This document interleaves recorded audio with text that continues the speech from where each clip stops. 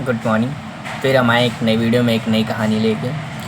चलिए हम स्टार्ट करते हैं अपनी कहानी का नाम है भूतिया जंगल की कहानी।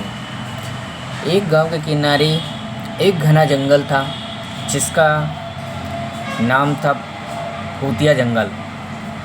जंगल के अंदर एक रास्ता था, इतना भयानक रास्ता था वो कि सूरज की रोशनी भी वहाँ तक नहीं पहुँच पाती थी। गांव के लोग जंगल की कहानियों से डरते थे, जंगल की ओर जाने से लोग बचते थे।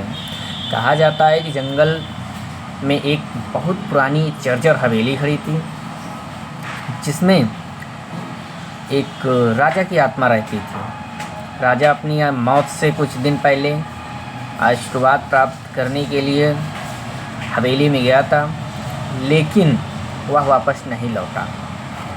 उसकी आत्मा वहीं कैद हो गई। एक दिन गांव में एक साहसी युवक अर्जुन आया। उसने गांव वालों से जंगल के बारे में सुना और उसने ठान लिया कि वह रहस्य की पड़ताल करेगा। अर्जुन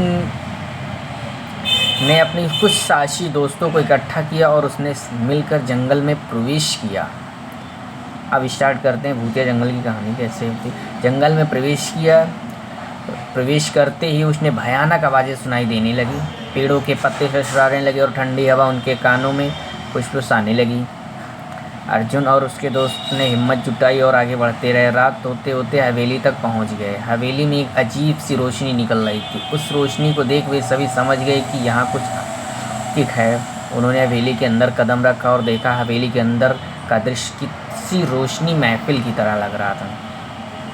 हवेली के मध्य भाग में एक बड़ा हॉल था जहाँ राजा की आत्मा को शांति पाने के लिए पूजा की जाती थी। अर्जुन ने देखा कि हॉल के बीच में एक पवित्र अग्नि जल रही है और उसमें चारों ओर अदृश्य ताकतें थीं। अर्जुन समझ गया कि अगर उसे राजा की आत्मा को शांति दिलानी है तो पूजा में खुद शामिल करना होगा। उसने दोस्तों ने जंगल के प्राकृतिक संसाधनों का उपयोग करके पूरी निष्ठा के साथ पूजा की। पूजा पूरी होने के बाद राजा की आत्मा प्रकट हुई और उसने अर्जुन और उसके दोस्तों को आशीर्वाद दिया। राजा की आत्मा को मुक्ति मिल गई और ऊपर आकाश की ओर बढ़ी। पूरे जंगल में एक अजीब सी शांति छा गई। गांव वाले जब ये दृश्य देखने के लिए जंगल की ओर दौड़े तो वो हैरान रह गए। उन्होंने देखा कि जंगल में अंधेरा नर्म हो गया था और पत्तियों की सरसराहट मानो किसी सुखद संगीत में बदल गई। अर्जुन और उसके दोस्तों ने साहस और ज्ञान के कारण जंगल अब भूतिया नहीं रहा। लोगों ने उन्हें अपने हीरो मानने लगे और भूतिया जंगल एक पवित्र जंगल के रूप में जाना लगा। कहानी में यह सीख मिलती है कि साहस और सच्चाई की राह पर चलने वाले मार्ग ईश्वर हमेशा प्राप्त करते हैं। पुरानी हवेली की आत्मा की कहानी यह है कि